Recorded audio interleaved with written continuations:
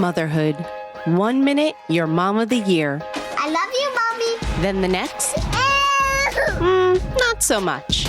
From bath time to bullying, from potty training to puberty, parenting is full of challenges. But one thing is for certain, you are not alone. Welcome to Modern Mom Probs.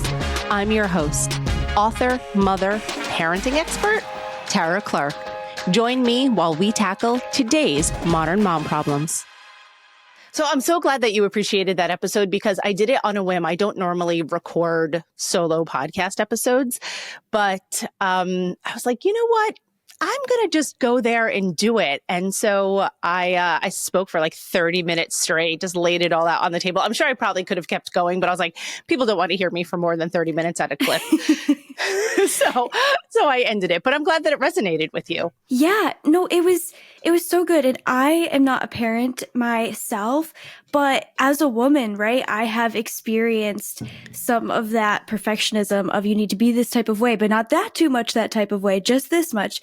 And when you read, I believe, I can't remember her name, but when you read that woman's post from Threads, I was like, wow, does that like really paint the picture of this? And her just being like, yeah, you could get shamed about this, you get shamed about this. And so we could actually dive into that for what that looks like in friendship.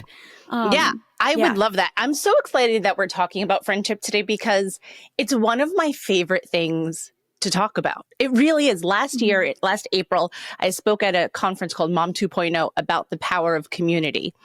And I'm such a proponent of friendship and community. And that's obviously why you're here today, Jewel. So yeah, let's dive into that. Yeah. So women's friendships, like female friendship, it tends to actually be more fragile compared to men's, even though we are so much like more emotionally deep. Like women tend to have, like, even what we're doing right now, we tend to have like face to face, let me look at you, let me see you kind of conversations and interactions. And men tend to have side by side, let's focus on an activity. Let's do video games. Let's do sports. Let's do whatever this might be, right? And so why are female friendships more fragile? Well, there's a few different reasons for that, but I really think that one of them is that women often feel like they have so much on them and like so many standards. And especially if you are a mom, right? There's so many opinions. And so we get that from all of these areas of our lives that we have like very little tolerance for it when it comes to our friends, because that's such an elective relationship, right? And so I think we tend to end a friendship sometimes prematurely because we're like, I don't need this, because we get it in other areas of our lives. So we're like, nope, not having it. Like if it's not fueling me and investing in me and making my life better, I'm not going to do it. But I also think another way that this shows up, because the shame that you talked about also really relates right to the perfectionism, like how to be the perfect mom, how to be the perfect woman, how to be the perfect friend.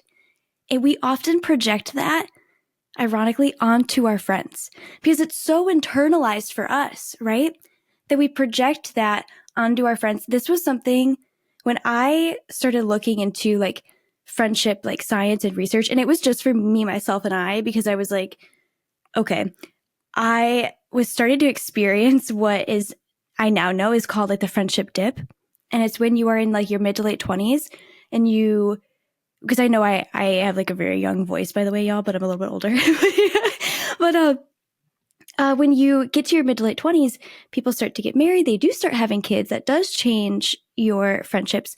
But we go from spending so much time with our peers to really falling off and having this like dip with our friends. And that's normal. It's something for us to all be aware of. And I was experiencing that. And I had like tons of social anxiety growing up. I had tons of like feelings of loneliness even when I did have friends growing up. And I was starting to experience that. And I was like, I'm not dealing with this the rest of my life. Like, I'm going to figure this out. So when I started looking into friendship science for me, myself, and and applying this to myself, that was one thing I had to hard check myself on, was I realized I was trying to look for the perfect friend. And you know how much connection that really robbed me of like, it sounds like also y'all, it sounds like so obvious and like probably so clear as I'm talking about it, but it was really subtle. Like, oh no, she doesn't like have these same beliefs like I do, or she doesn't have these goals, or we're in different life phases. Like it can sound things like that, but at the end of the day, I wanted connection, and connection is not predicated on any of those things. I love that. And as you were saying that, I had several thoughts, but one of them is that it's not far off from dating to find the right life partner, right? Yeah. Because in your head, you're like, oh, well, he does this or he doesn't do that, or, you know, all of those things. But there's no such thing as the perfect life partner. There's no such thing as the perfect friend. Right. So that's where compromise comes in. That's where growing together in your relationship and your friendship come together. I think the science of friendship is so interesting. And in what you were saying about how women connect face to face and men connect side to side. Mm-hmm. And that is fascinating. Totally coincidentally, my husband and I were actually talking about that yesterday, about men connecting side to side as they're, you know, fishing or watching football or something like that. So it's weird that I'm having that. I heard that twice in 2 days, but that's how you know it's true. And there's a real, you know, there. Forgive my landscapers if you hear them in the back. So I'm really sorry about that. They're so good. Because of course that happens like right now. But anyway, where was I going before I was talking about landscape arts? About friendship dip. Yes, mm-hmm. I also experienced friendship dip in my, I guess that was early 30s, because there's a time where, like you said, like people are getting married, they're having kids, like maybe you don't have kids at that time, maybe you're not married at that time, and you don't necessarily want to be like the third wheel, or you don't want to just like be invading in someone else's like situation there, right? So how do you navigate that friendship dip? Yeah. I think a huge part of it, and this is just from like my experience, but I really think a part of it is we really look for, oh, what do I have in common with these people? And I think we often do that in a way that isn't very like proactive for our connections. So to give you an example, right? Like I am partnered. I'm starting to, you know, move on to this like next phase of my life where I am started to go to like getting married and things like that. And my like quote unquote like best friend, I don't like really love that term, but anyway, one of my best friends, she is not, and she is like going through a stage right now where she like has just gotten really confident. And she's like, I am going out and I've started to date and I'm starting to go out a lot more and I'm kind of over going out, you know? So for example, and people might look at us, and we also are very different personality wise. I mean, maybe not necessarily personality, but like interest, I would argue. So like she is really into for example, like she's really into Halloween, and she's one of those girls that just really identifies with like a darker aesthetic. She's such a light. So it's so funny to me. But I am not. I'm a little kooky. And so people might look at us and they might be like, oh, like they don't have like a ton in common, or like we're in different life phases.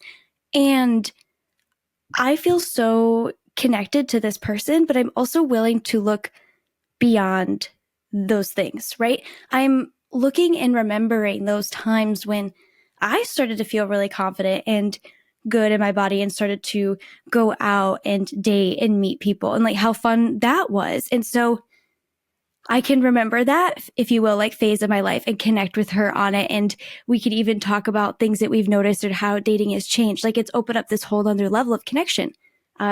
Same with me talking about my relationship and describing like what's different there.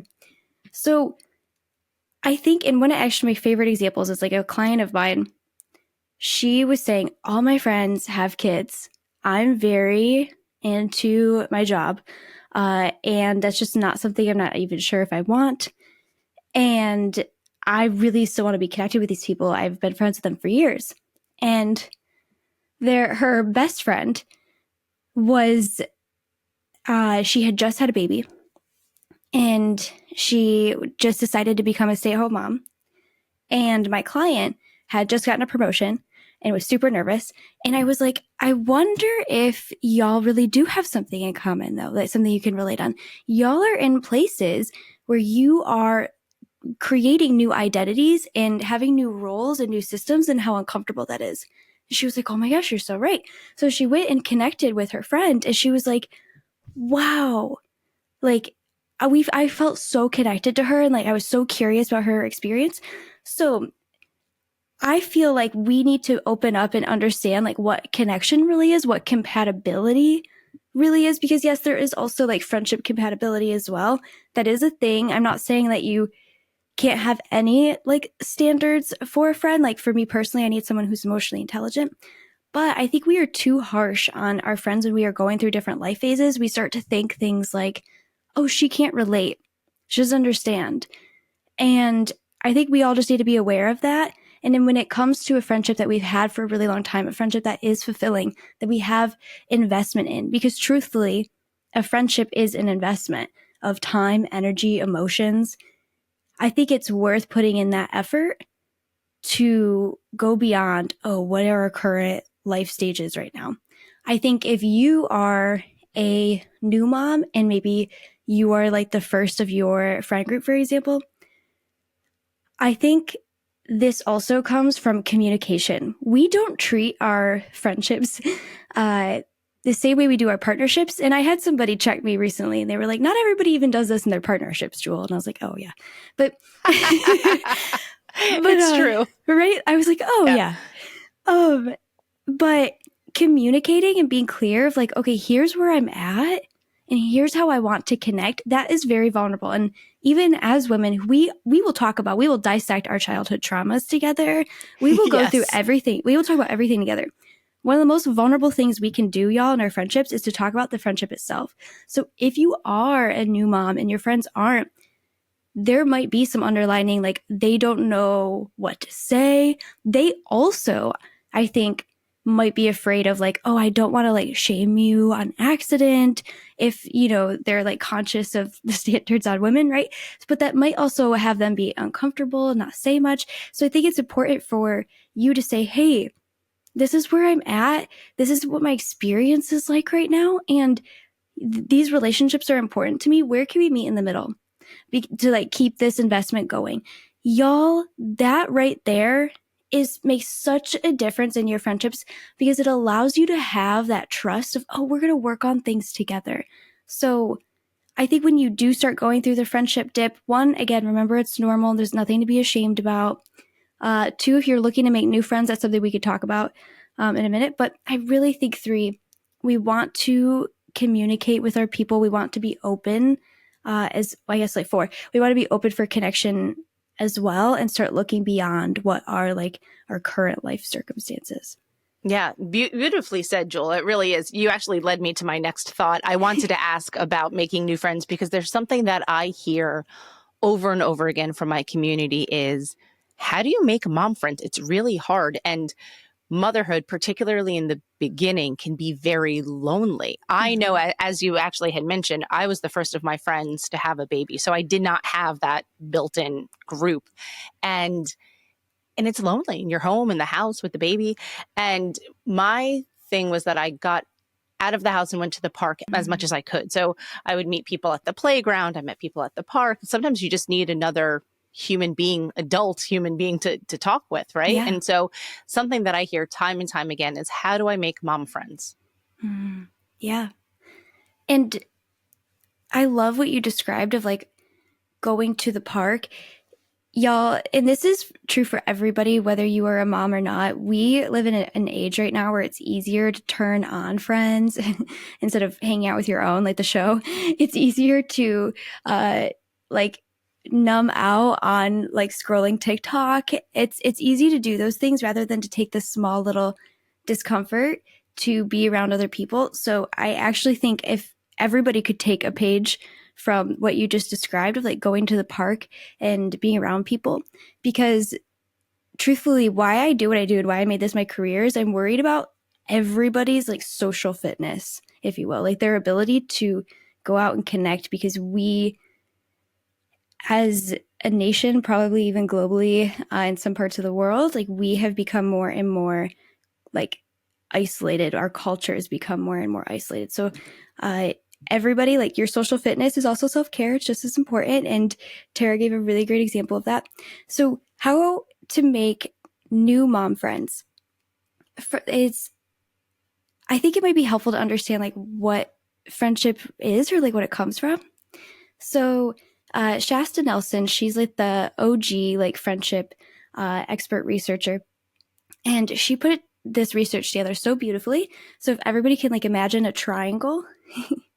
So the bottom of the triangle, let's say those are your acquaintances. And then as you move up the triangle, like up, like move a little bit up towards the point, maybe you're just in the middle though, that's like your good friends. And then your pinnacle, the people at the top, those are like your confidants. Your confidants, your closest people, the people that you can call when you're feeling lonely, just because you're feeling lonely and they want to be there for you, right? They want to hear about it. Those people. So how we move somebody from acquaintance to that pinnacle, to a confidant level, are through three things. So keeping our triangle in mind, the base of the triangle is positive interactions or meaningful moments. And when I say positive, I don't mean that everybody is like elated and feeling amazing. Like it doesn't have to be that you are feeling at your best. A positive interaction is just, I feel seen. I feel heard. It could literally be you going and crying to a friend and feeling supported. That's a positive interaction. So that's our base. And then we move somebody up through, like if you can imagine the sides, like starting from the bottom and like pointing up to the pinnacle, through two things, through consistency and vulnerability. Now, whenever I say this, Tara, people are always like, oh, another thing I have to be consistent about. Gross. As if we don't have enough things that we need to be consistent about every day. Right. So what I want to offer, one, y'all, it's really fun. And two, let me break it down so it's a little bit easier. So consistency can really be broken down into two parts. It's really frequency and history. It's basically the time that you have invested in a friendship. Now, when I say history, this is why so many of us have a friend that we've had since kindergarten, college, and we don't talk to her all of the time, but we feel so close to her, right? We have absolutely. Yeah. And everybody tells me, like, they're like, I want another low maintenance friendship. And I'm like, you got it. That's an investment. That's a return on investment, babes. Like, you have invested into that. So yeah, that kind of friendship happens because you have a lot of history. You have a lot of positive interactions, a lot of history of vulnerability with this person. Now, so that's one part of consistency. The other part is frequency. This is why we become so close to our coworkers. We see them every day. So again, consistency, if you think about it, is time invested. One thing that I did, because I was learning all of this at like the very beginning of the pandemic and applying this to my life at the very beginning of the pandemic. Y'all remember the global one where we were all shut down? So how could we forget, Jewel? It's like burned into our brain. We're right? like, you know that one 4 years ago where everyone was just in their house completely isolated? Yes. Yeah, that one. So wild. So wild. It was almost 5 years ago at this point. Isn't that wild? It's so crazy. It is wild, actually. Yeah. Yeah. It's bananas. So I was doing this then. And so one thing I made sure, because I was like, how am I going to get time with people? Like I can only do so many FaceTimes in a day. And I'm really trying to create meaningful friendships. One thing that I did, and we all like COVID tested before we went, but I planned girls trips because that is a lot of time with somebody. And I did it, y'all, with, again, like people that I wasn't super close with. And it was so fun. So that's like a little hack. But really this time invested, this consistency, it's the consistency of me seeing you, interacting with you, knowing you were a safe space. That is so important for our brains. Our brains need to know, oh, this is a trusted person. This person's really familiar. And then we increase a friendship with the other side of vulnerability. Now, I also get a couple of reactions whenever I am teaching this to people. And that is one, they're like, oh, heck yeah. Let's get really vulnerable. Let's talk about all the things.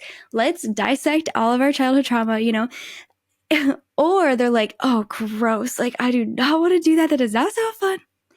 And here's what I offer for vulnerability, because again, we're not going straight from acquaintance to let me tell you all of my childhood traumas. That way, you know every little single thing about me and that we can be best friends. I actually, before I learned this, thought that that's what friendship was. And that was my strategy.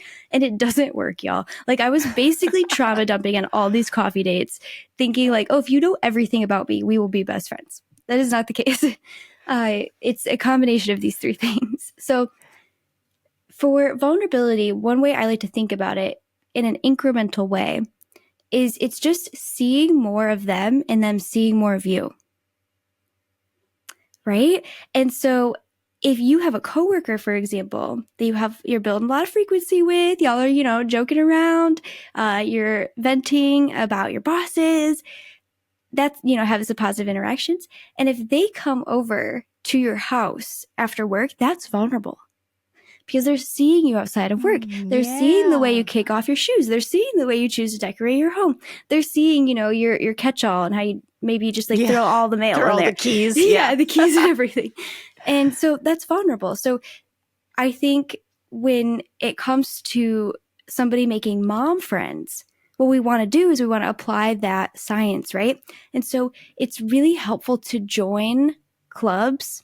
Book clubs honestly hit all three of those things like easy peasy beautiful, because it has built-in consistency, and especially for a mom, that maybe has a lot on her brain, has a lot of mental load. That is really helpful to go to a club, because that it's weekly or bi-weekly, and that's just on your calendar. You could go do that. So that way you're not having to plan things all the time. I find that's really helpful. But I think one thing, if somebody's saying, oh, it's really hard to make mom friends, I'm imagining that maybe they live somewhere where I live, where it's like suburbia and it's really spread out, and maybe there aren't a ton of clubs everywhere. And what I want to offer is that you can find connection in an instant anywhere. Like, you could find people in that community that are like moms, and it doesn't have to be new moms, because again, some of this might be that projected the perfect friend kind of thing. So don't discount a mom maybe if her kids are a bit older, or if somebody is pregnant and the baby's not here yet. Like, you just being mindful of things like that. I think it's really important to have a mom friend, if you will, to have somebody that you can talk about your shared experiences, your common experiences. That is connective, don't get me wrong. But also, if you are in this space where you are really feeling lonely and you need more connection, as you are reaching out to people in your community or attending clubs, also still make time for your established connections.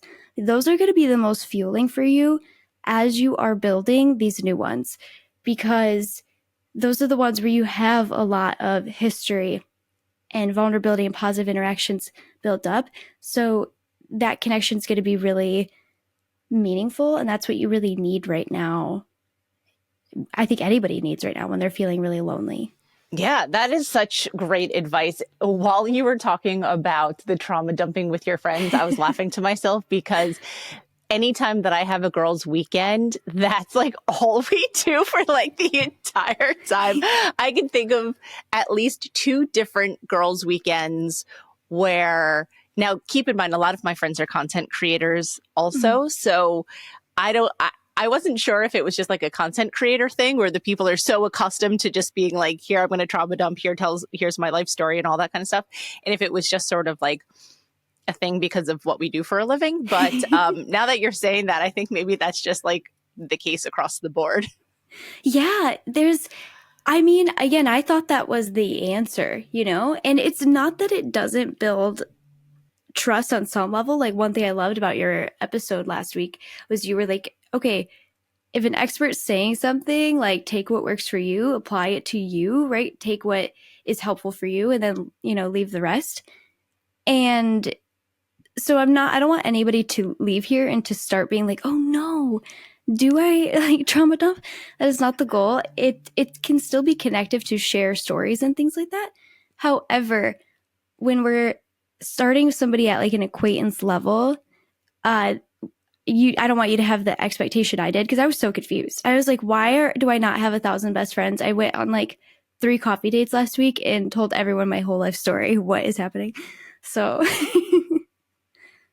I get that, because there's sort of like, I guess I would almost call it a meme about how like new moms often trauma dump at the playground meeting people. And like, that's their attempt to make new mom friends. And they're like, let me tell you about my birth story. And it'll be like this crazy, like gory story, you know? And they're like, I don't know why everyone keeps running away. And so like, it's like that, what you're saying about the coffee. Mm-hmm.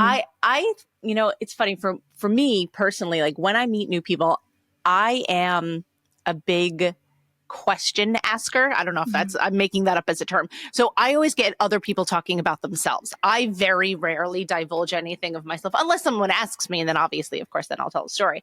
But I like to get people going and keep people going. And that's my strategy. I've taught my husband that. I've taught my son that. You know, if you want to make friends, have other people talk about themselves. And 9 times out of 10, they absolutely love it. And they're just going to keep going.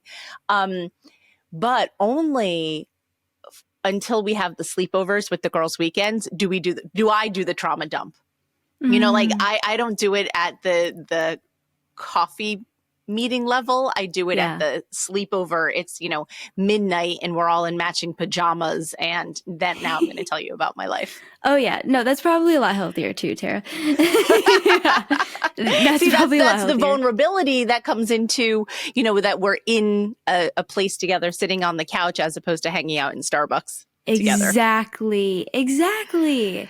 So remind me what those 3 ones are again. It's vulnerability, frequency, and consistency. Yeah. Vulnerability, consistency, and positivity. So this positivity. is what, so positivity, I like to say meaningful moments, because positivity can kind of trip people up a little bit. Sure. But it really means like positive interaction. So the reason why that one is really important, so that one's our base.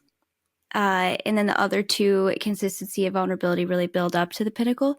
But that base is so important, because what happens for a lot of people is, you know, they start to have a lot of history built up, a lot of consistency built up, a lot of vulnerability, and somebody's really high on their triangle, if you will.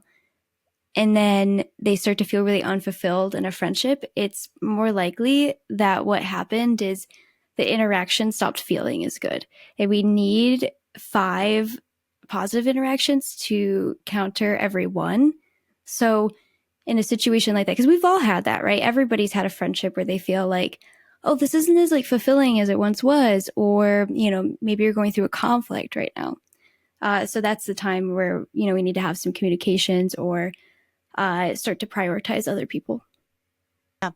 But what happens when like a friendship dissolves? Like there's a couple different ways for friendships to sort of go away. Like I've had experiences where, I mean, this one is a bizarre story, but where the friendship people just straight up stopped communicating.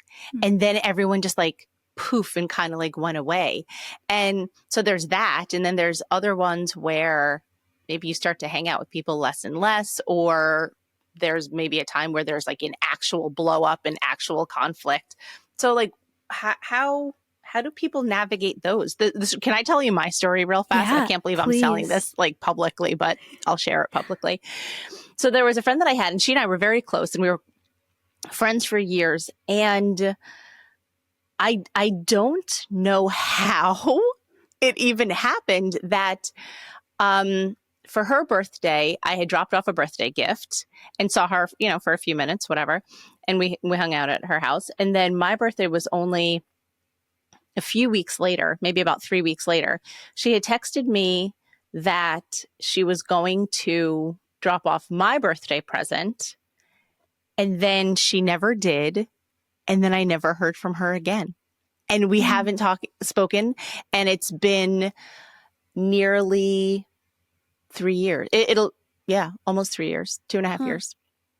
But the thing is, it's like, I don't want to reach out and she hasn't reached out. And so then like nobody's reached out, and it's sort of become like a cold war or a war of attrition where like neither side is reaching out. But like, I've moved on. You know, I move on pretty quickly with that kind of stuff. Yeah. And even my husband's like, that's the strangest thing. I was like, you're telling me? I was like, I don't know what happened. I actually have no idea what happened. Still to this day, I have no idea what happened. All I know is that she said she was going to drop off my birthday gift, and then I never heard from her again.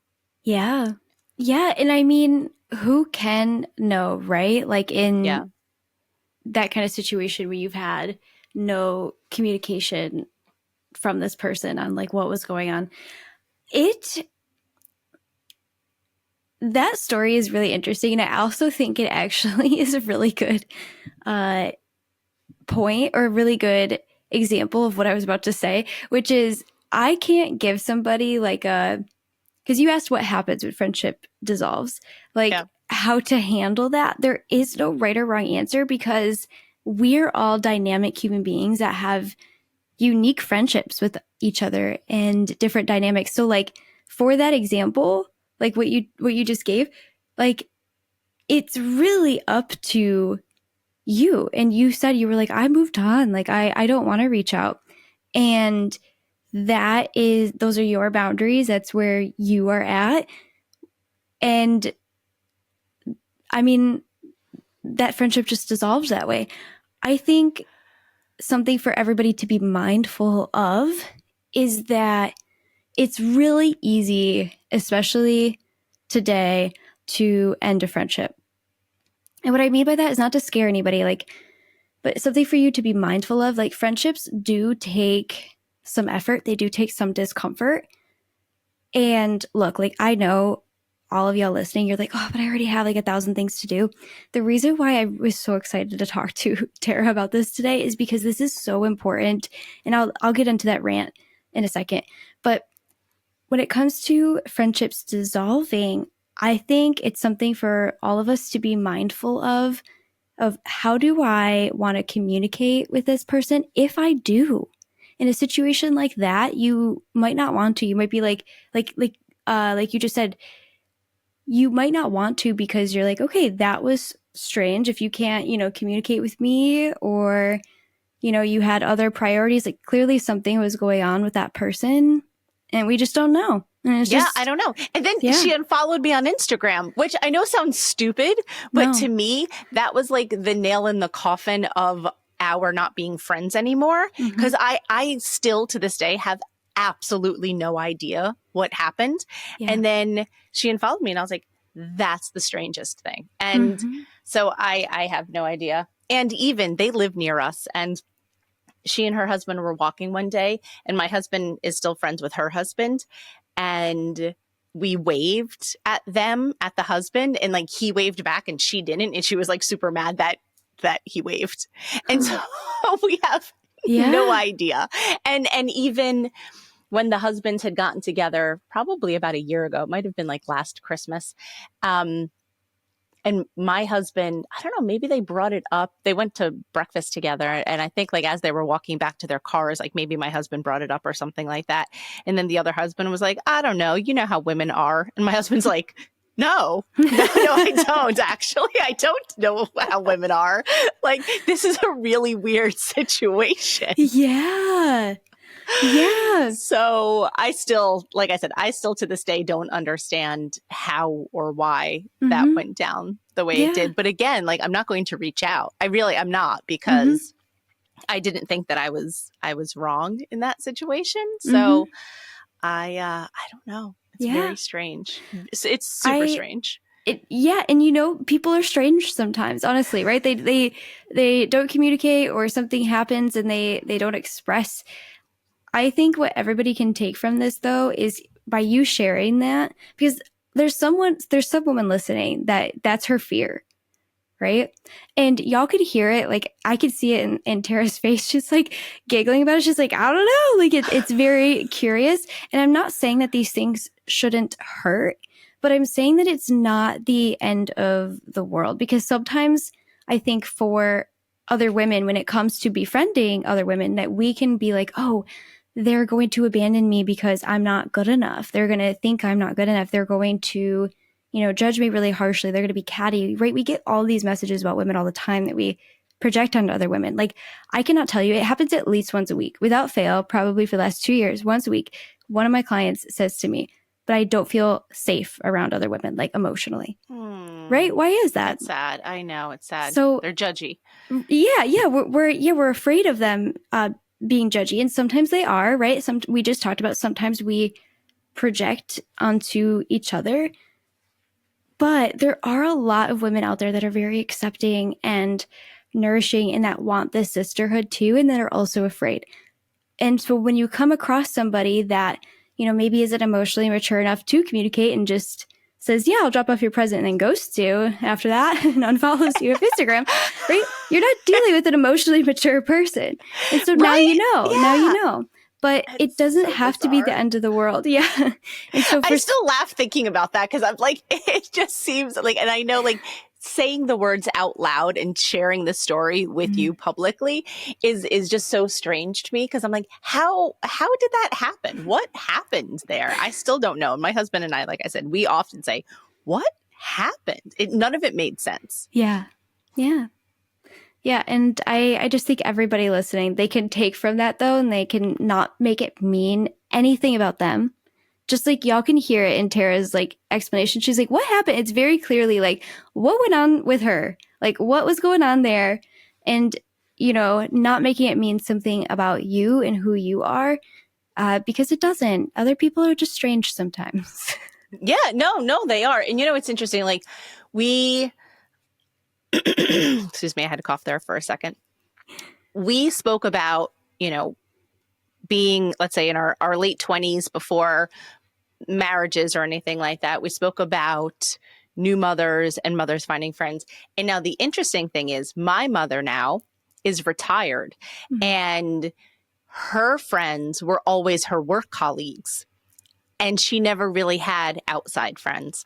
And so when she retired, she was like, who am I going to talk to now? And so I encouraged her, and luckily she listened, to join as many clubs as possible. And now she has her friends. But going back to what you said earlier about not being too judgmental on these people that you're meeting or having, you know, too high of standards, I often remind her, she's like, oh, but this one does this and this and this. And I'm like, mommy, like nobody's perfect. You know, no friendship is perfect. And sometimes she's like, well, why are they asking me too many questions? I'm like, sometimes people ask questions. She hates being asked questions. I'm like, sometimes people ask questions because they're trying to get to know you as a friend. They want to, be your friend and get to know you better, see what kind of similarities you have together. And so I think that making friends is a lifelong thing. It's not just, you know, when you're 30 years old, and it's not just when you're 35 years old, and it's when you're 65 years old, right? And so the certain skills that we acquire in making friendships can carry us literally throughout our lives. And my mom never really had to go out and make friends in the way that she is now having to go out and make friends, because her friends were always those, you see them every day, work acquaintances and work friends. Yeah. I'm so glad you said that, because I think one thing that prevents women or anybody in general from investing in their communities, in their friendships, is because they're like, it might not work out anyway. And one thing that we do know is that research shows that our friendships change every 7 years. And what that means is not that you have like completely different friends every 7 years, but maybe somebody that was a best friend, a confidant to you, is now more of just like a friend. And maybe somebody that was an acquaintance is now a confidant. And you maybe, you know, some people left the triangle, if you will, and some other new people came. That is normal. That's part of the process. And honestly, I think that's what can make friendship so beautiful.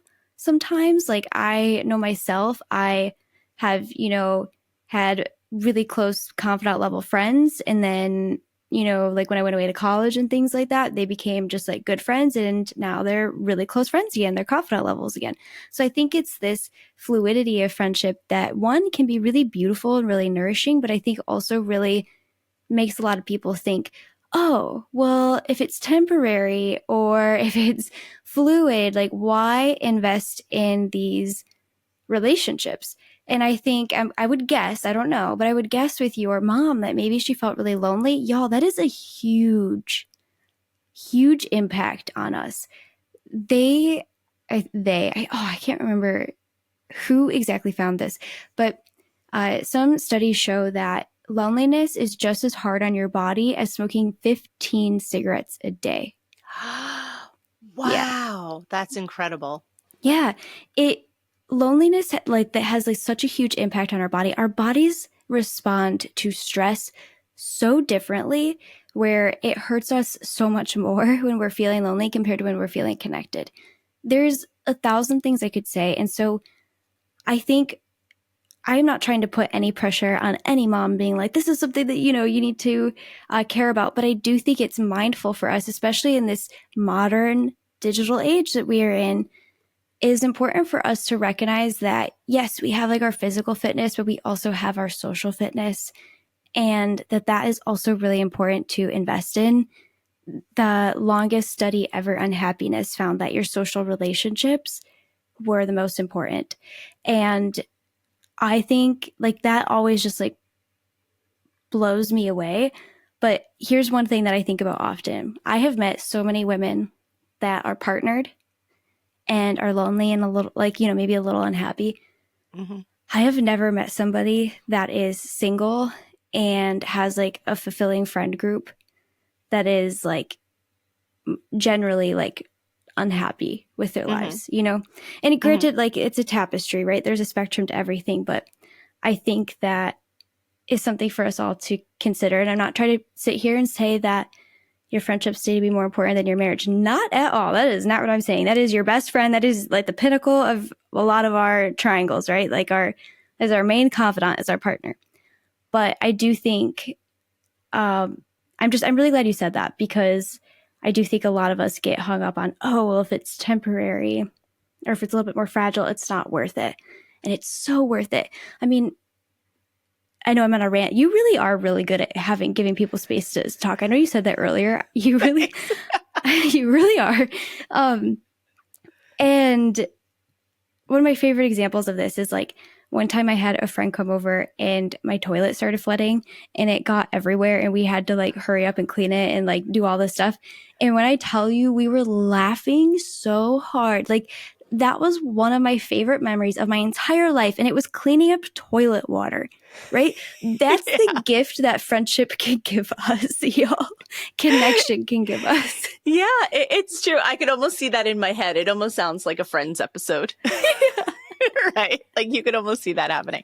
I totally understand. It's those little simple life events that as long as you're with someone together that like make all the difference. Like had you been by yourself doing that, that would have been miserable. You're like, this stinks. I can't believe I'm cleaning this up. But if you're there with one of your like really close friends, you're like, look at how ridiculous this is that we are like ankle deep in toilet water. Yes, exactly. I swear, whether it's like climbing up a mountain, being at the top of the Eiffel Tower or cleaning up toilet water, if it's with your friends, it can be such a more powerful experience. Like experiences are better shared. So they absolutely, I love that advice. And it's interesting. I have an 11 going on 12-year-old son, and obviously he's getting to a point where his friends are very important to him. Yeah. But this new generation interacts with friends differently because they are digital natives than other previous generations. And I'll give you an example.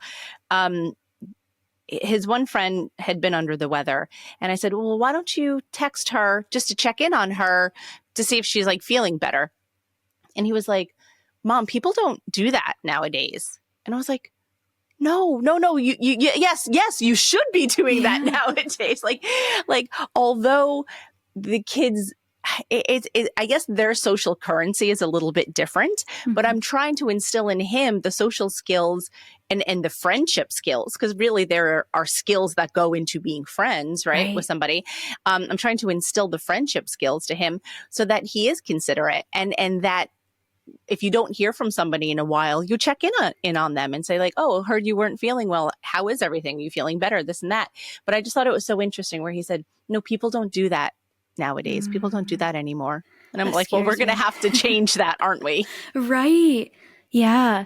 Oh my goodness. Oh my, yeah, that's a little scary, actually. That's what I thought too. And he'll have other friends who he won't hear from for, weeks at a clip. And I'll say again to him too, like check in on them, like text them. And it's not that like he does, then he'll like reach out and be like, hey guys, like you want to do a call or something like that. But many times kids, and I don't know if it's just his friends, so I shouldn't make sweeping generalizations, but it seems to be that the kids are so involved with their video games or like what they're doing on that device that they're not thinking like, oh, let me call somebody else. Like when I was a kid, like you would call people and you'd be on the phone for hours, like just talking, or you would like watch a TV show simultaneously with your friends. And like that was always a lot of fun, right? Like we would like call each other and then like watch a show together separately in our own individual homes, but together. And I feel like, I don't know if people really necessarily do that anymore. They probably don't. But, the kids are on the iPads and they're just focused on the games that they're playing. And they're not necessarily thinking of, the outside world per se. And again, maybe, I don't know if it's just his friends or if it's just, a generational thing. But when he said to me, no, people don't do that anymore, I was like, no, we have to change that. You do have to check in on your friends if you haven't heard from them in a few weeks. Yeah. Okay, so we have found, again, like I did this, but studies have found that, like, for example, when the TV was introduced, we stopped spending as much time in our communities. And since smartphones have, you've been made smart, if you will, and we have like this, because really these like media, like numbing devices in our hands all of the time, overstimulate. We get more stimulation in a day than people like 100 years ago got in their entire lifetime. That's wild. That's so wild. It's a little disorienting, honestly. It is, actually. It is. Yeah. So I do think that's part of it. It's something there's multiple factors, but like, for adults, right, even like working from home. And I think for the younger generation as well, like being like going through COVID, I think the impact that it had actually was that we became a little bit more dependent on those devices, on those things. And one thing that I say often, one thing that I feel like I'm like fighting against is like our culture of isolation, because truly that's what we've started to create. We've had a loneliness epidemic for a while, even before the global pandemic where we were all alone in our houses. Loneliness was really high. It has been steadily increasing since the 1970s. And now we know that social anxiety is increasing. It's like becoming our new normal. And what happens a lot with social anxiety is we also avoid social situations. And so, right, I love that you talked about it as skills too, because it is a skill. And for everybody listening, right, like that's one thing I'm so big on, like, yeah, it's your social fitness, like being able to be in a park and talk around people. It could be so much easier, Tara, to just like sit in your home and to not. But then, y'all, again, that loneliness impact is huge. It's huge. And nobody needs to shame themselves if they are feeling lonely. Nobody needs to think, oh, something is wrong with you. It's honestly, a lot of it is wrong with our culture right now, with our societal systems right now. With these devices, I hope, like when the car was introduced, I think Meghan Markle said this, but when the car was introduced, they were like, oh, people are getting in accidents and bad things are happening. So we need to have seatbelts for everybody, right? Like seatbelt was not an initial thing. We need to have some kind of seatbelt for our phones, I swear. But absolutely. I do think for the younger generation as well, I think it's really awesome that you're instilling that in him, because one thing that I do get often, it's kind of interesting actually. I get a lot of women that are older than me and that have looked up and have been like, where did my friends go? Like, right? And then I get a lot of people that are younger than me that are like, I can't talk to other people. So I'm really glad you touched on that. Well, I'm really glad that you do the work that you do, though, Jewel, because it's so needed. That's why I just wanted to like chat and really like pick your brain. Where can everyone find you? Where can they listen to your podcast? All of those things. Yes. And we're going to have Tara on the podcast, which I'm so excited about. So y'all are going to have to listen. So excited. It's going to be so fun. So the podcast is called The Socially Delightful Podcast. So you can find that. It's everywhere that you listen to podcasts. And you could find me at connectionwithjewel.com. If I could leave everybody with a couple of things. One, we have a really great training that my team and I are so proud of. We used it at the largest women's conference in our state. We were so proud to do it. It got everyone so excited. So we turned it into a couple trainings. And so if you go to my website and you sign up for my email list, we'll send you our trainings, which are how to belong at any event, how to create more of that feeling in your body, and how to turn people you meet into friends. And I love that. Thank you. Yeah, we're so proud of it. If I could leave everybody with that training, that would be awesome. I can send you the link for that. Yeah. But also, for every mom listening, I know that y'all have like so much on your plates and you have so many expectations. And one thing that I just really want, if anybody took anything from this episode today, because the last thing I want to do is feel like I'm adding another thing to your plate, So if I could just offer for anybody, you deserve to feel connected and supported. And, way back in the day, hundreds of years ago, moms were working together in a village, right? It was, hey, you watch the kids while I go make food, right? We had such a village and such a community. And so if you are struggling with motherhood right now, if you were feeling lonely right now, you are absolutely not alone. There are some things you can do. Hopefully you could take some things that we talked about today, but I also just really want to normalize that, because when it comes to social relationships and connection, we can feel a lot of shame about it, and you do not need to feel any shame. Beautifully said, Jewel. I just want to jump through the phone and give you the biggest hug right Same. now. I'm so glad I get to talk to you again. I know, me too. It's going to be fun. So thank you so much for being here, though. I appreciate you so much. I appreciate this conversation because, like I said, friendship is something that is near and dear to my heart, as it should be for most people, right? I love nothing more than making new friends and supporting my friends. And now with your training and different things like that, it's going to get out there and more people could be able to do the same thing. So I love it, Jewel. Thanks so much for being here today. Thank you so much. Thanks for listening to today's episode of Modern Mom Probs. I hope you enjoyed our deep dive in today's problem with me, your host, Tara Clark. Join me next time when I'll be interviewing another great guest and tackling another modern mom problem. If you enjoyed today's episode, please leave us a review and a rating. As always, you could head over to Modern Mom Probs on Instagram and give me a follow, or check out my book, Modern Mom Probs, A Survival Guide for 21st Century Mothers, available online wherever books are sold. Well, that's it for today. See you next time, folks.